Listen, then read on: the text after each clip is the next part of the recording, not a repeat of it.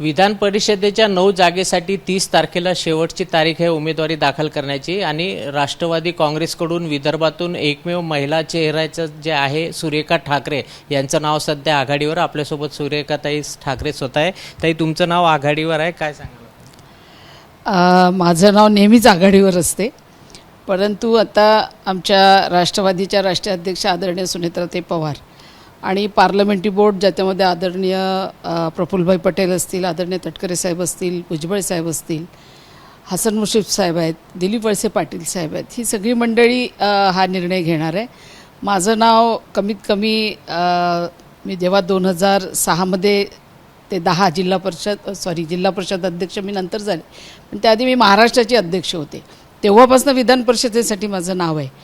खरं तर तेव्हा मला पवार साहेबांनी स्वतः बसून 2दा आर पाटलांसमोर की आपली ही प्रथा आहे, कारण मंदाते माते प्रदेश अध्यक्ष झाल्या, त्या आमदार झाल्या, त्याच्यानंतर उषाताई दराडे प्रदेश अध्यक्ष त्यांनी सांभाळलं, त्या आमदार झाल्या, त्याच्यानंतर मी झाली, पण मला माझं नाव डावललं गेलं। पण माझ्यानंतर जेव्हा विद्याताई चव्हाण आल्या त्यांनाही आमदारकी दिली आणि नंतर रुपाली चाकणकर त्यानंतर झाल्यानंतर चित्राताई तर ह्या BJPमध्ये गेल्या, पण त्याच्यानंतर रुपाली चाकणकरांना पण आयोग दिलं। म्हणजे एकमेव राष्ट्रवादी महाराष्ट्राची महिला अध्यक्ष म्हणून मीच मागे राहिले, याचं कारण मला अजूनही कळलेलं नाही। पण आदरणीय दादा गेलेत, पण दादांनी बरेचदा असं म्हटलं होतं की माझ्या पार्टीत मी सर्वांना न्याय देतो आणि तुमचं काम मला माहिती आहे, असं दादा नेहमी म्हणायचे।